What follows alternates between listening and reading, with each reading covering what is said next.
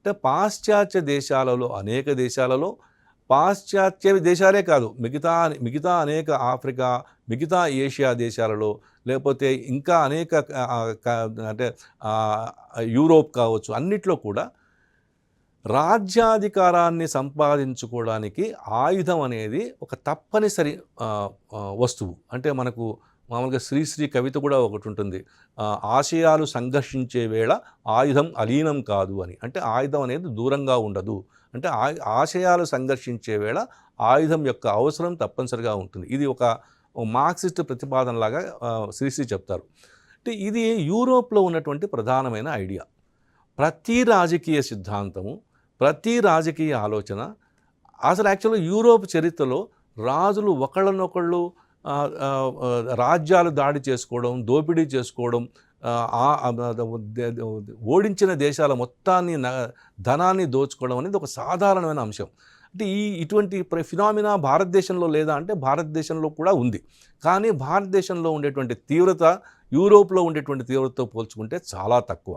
ఇక్కడ అనేక సార్లు గెలిచిన రాజులు ఓడిపోయిన రాజును కూడా సమానంగా ఆదరించి అతని రాజ్యాన్ని తిరిగి అతనికి ఇచ్చివేసిన సంఘటనలు.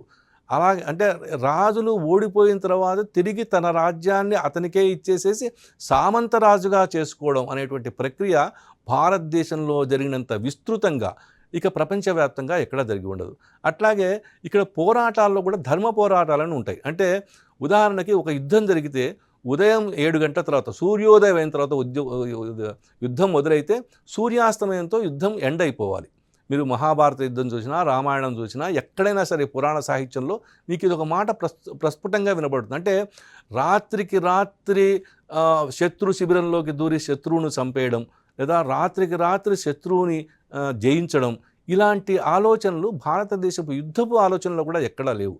అంటే యుద్ధము కూడా ఒక ధర్మబద్ధమై ఉండాలి అనేటువంటి ఒక మాట చాలా బలంగా వినబడుతుంది. అట్లాగే రాజులు రాజ్యాన్ని వదిలి ఆధ్యాత్మిక జ్ఞానం కోసం ప్రయత్నం చేసిన సంఘటన కూడా. అంటే ఉదాహరణకి విశ్వామిత్రుడు వశిష్ఠుడి యొక్క ఆశ్రమంలో ఆతిథ్యం తీసుకున్న తర్వాత అతని దగ్గర ఉన్నటువంటి ఆ కామధేనువును చూసి ఆశ్చర్యపోయి అది నాకు ఇవ్వు అన్న తర్వాత అది అక్కడ ఒక ఘర్షణ జరుగుతుంది, యుద్ధం జరుగుతుంది.